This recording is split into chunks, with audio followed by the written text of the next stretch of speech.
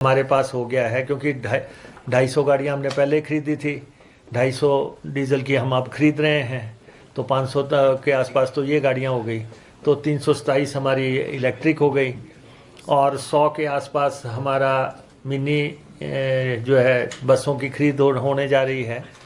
और Volvo buses की हम 24 वॉल्वो बसेस खरीद रहे हैं, तो कुल मिला के हम 1000 के आसपास की बसें जो हैं उसका फ्लीट बदलने की स्थिति में पहुंच रहे हैं। और हम कंडक्टर्स की भर्ती कर चुके हैं 350 के आसपास, वो हमने कमीशन से भर्ती की है, कोई उंगली ना उठा सके, तो हमने वो भर्ती कमीशन के माध्यम से की और उन सबको हम प्लेसमेंट दे चुके हैं। अब हम लगभग 189 JOIT और कंप्यूटर ऑपरेटर, जिनका कि आपको मालूम है कि पेपर लीक हो गया था, उसको हम चयन आयोग को आग्रह कर रहे हैं कि उसका फिर से पेपर लिया जाए। उसके पेपर हो नहीं पाया था, पेपर लीक हो गया था। तो कॉम्प्लिकेशंस आ गई थी, कुछ तो 189 पोस्टें हैं, ये 177 JOIT की हैं और 12 कंप्यूटर ऑपरेटर की हैं। तो ये भी HRTC में और भर्तियां होने जा रही हैं। तो हमने सब्जियों और दूध को जो है हिमाचल HRTC की बसों में जो है उसका टिकट पे छूट दे दी है, लगेज पॉलिसी को रिलैक्स किया है। और जो हमारे गांव के लोग जो दूध लेके आते हैं या सब्जियां लेके आते हैं, उनको हमने छूट दी है कि वो हमारी बसेस को जो है इस्तेमाल कर सकें। इसके बारे में लोग लगातार हमारे साथ बात कर रहे थे, क्योंकि हम वेलफेयर के कंसेप्ट से HRTC को चलाते हैं। Credit card, debit card, UPI and national common mobility card, ये हम बहुत सक्सेसफुली इनको चलाने में कामयाब हो गए हैं।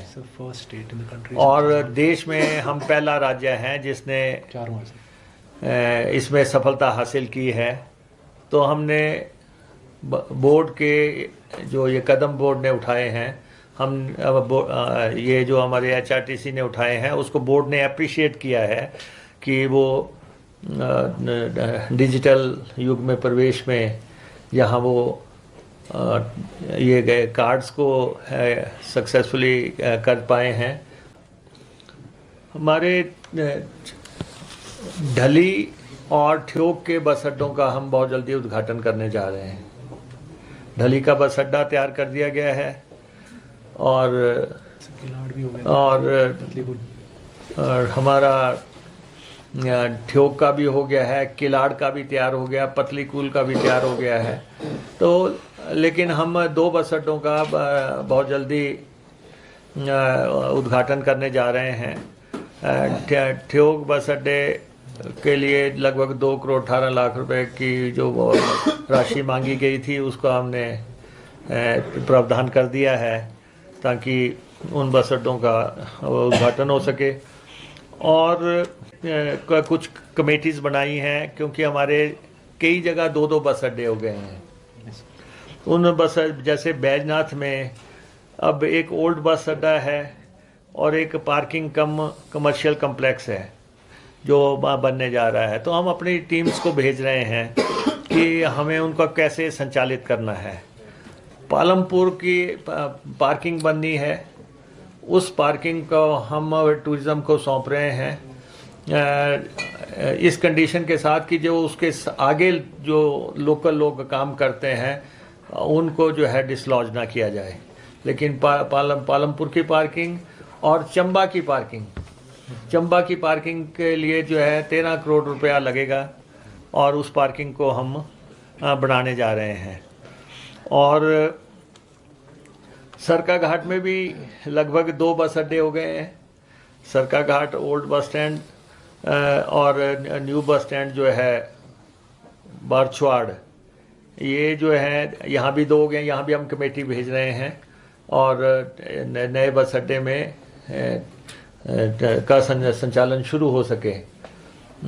ये जो बस रूट लगभग 148 प्राइवेट को चले गए हैं, जिनमें HRTC ने जो सरेंडर किए थे 107, उनमें से 87 अलॉट हो गए हैं।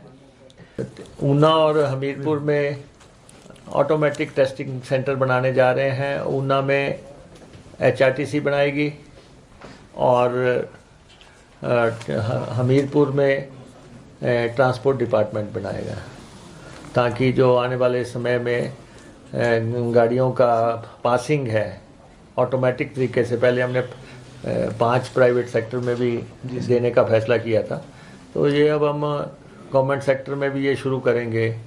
और ताकि ऑटोमेटिक टेस्टिंग सेंटर और स्क्रैपिंग यूनिट जो भी लगने हैं नई ज़रूरतों के मुताबिक, उस पर हम काम करने जा रहे हैं।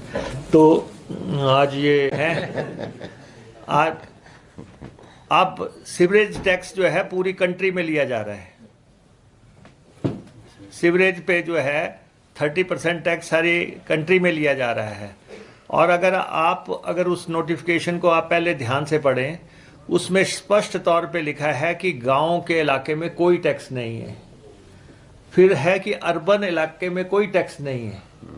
जब ग्रामीण इलाके में कोई टैक्स नहीं है तो आम आदमी को कहां से लग जाएगा? अर्बन इलाके में टैक्स नहीं है तो आम आदमी को कहां से लग जाएगा? जो 3rd क्लॉज था उसमें यह है कि जो 5 स्टार होटल्स हैं, 5 स्टार होटल्स हमारी सीवरेज लाइन को इस्तेमाल करते हैं, अपना ट्यूबवेल लगाते हैं, अपना ट्यूबवेल लगा के वो हमारी सीवरेज लाइन को, उनके लिए टैक्स की वो बात थी, वो भी जो है गवर्नमेंट अप्रूव्ड नहीं था। तो इसलिए, और यही लैंग्वेज जो है जब पूर्व की सरकार थी, ये क्लॉज उसमें भी था। तो इसलिए जो है हमने तो उसको अबॉलिश ही कर दिया। हमने कहा जिस चीज़ से कोई धारणाएं गलत जाएं, वो जो है क्लॉज ही हटा दो। तो इसलिए सवाल कोई नहीं है। अब कुछ मसले ऐसे हैं, जैसे आपने कह दिया कि हिमाचल भवन, आपने नहीं कहा, मतलब कि अवार्ड आया तो हिमाचल भवन कुर्क हो रहा है। हमने कहा कि हिमाचल भवन हिमाचलियों की पहचान है मंडी हाउस में। ठीक है, अदालत का फैसला आया, हम अदालत के फैसले का सम्मान करते हैं। हमने 64 करोड़ रुपया जमा करा दिया, 64 करोड़ रुपया। दूसरा ये है कि जो हिमाचलियत की पहचान है, आप क्या समझते हैं कि हम गवर्नमेंट में बैठे लोग जो हैं उसको ऐसे ही जो है चले जाने देंगे? उस प्रॉपर्टी पे कोई उंगली भी नहीं लगा सकता, कोई परिंदा भी चौंच नहीं मार सकता। ये हम हिमाचलियों को, हिमाचल के लोगों को जो है आश्वासन देना चाहते हैं। अभी उनियाल साहब बात कर रहे थे टूरिज्म के होटल्स की। हमने डिसइन्वेस्टमेंट के खिलाफ जो है बीजेपी के से लड़ाई लड़ी है।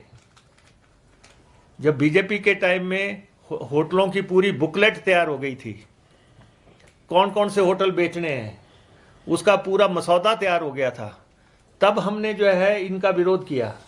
उस समय जो है दैन गवर्नमेंट जो है उन्होंने एक कमेटी बनाई। उस वक्त के टूरिज्म सेक्रेटरी को उन्होंने उस समय जो है बदला, और हमने कहा था कि हम जो हैं ये जो हमारी बड़ी प्रॉपर्टीज़ हैं हम इनको जाने नहीं देंगे। हमने ये जो वाइल्ड फ्लावर हॉल की लड़ाई जो है सुप्रीम कोर्ट तक लड़ी, ताकि ये जो है 12, 14, 1500 करोड़ रुपए की प्रॉपर्टी जो है हम अपने बचा सकें ये। और तो इसलिए जो है ये जो होटल्स हैं, आप क्या समझते हैं कि हम इनको जाने देते हैं? हमने कोर्ट में भी अपना पक्ष रखा और डबल बेंच के सामने भी रखा। आज आप देख रहे हैं कि सारी प्रॉपर्टियां जो है उन पे स्टे लग गया है। तो डिसइन्वेस्टमेंट में आप क्या समझते हैं कि हम चायल होटल का ऐसे ही डिसइन्वेस्टमेंट होने देंगे? किसी के जाने से या कोई ऐसा अवार्ड आ जाए, हम कानूनी और राजनीतिक तौर पे दोनों पर पूरी तरह सचेत हैं और हम उसके ऊपर काम कर रहे हैं। तो ऐसा कुछ नहीं होने जा रहा है। ये प्रदेश बिल्कुल सुरक्षित हाथों में है, कांग्रेस की सरकार है। इस सरकार को जो है डिसलॉज करने के अटेम्प्ट्स बार बार हो रही हैं, लेकिन मजबूत सरकार आपके समक्ष है। हम प्रदेश के हित में फैसले लेते रहेंगे। मालूम है कि पेपर लीक हो गया था, उस पेपर दिया हुआ है, फ्रेम दिया हुआ है, उसके तो पेपर हो नहीं पाया था, पेपर लीक हो गया था। तो से HRTC को चलाते हैं और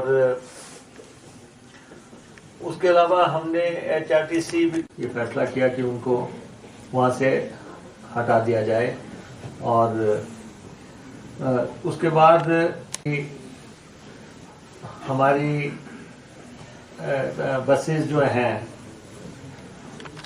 हित में नहीं है, तो हम नहीं चाहते कि हम कोई भी कैरियर बने, हम उसका हिस्सा बने।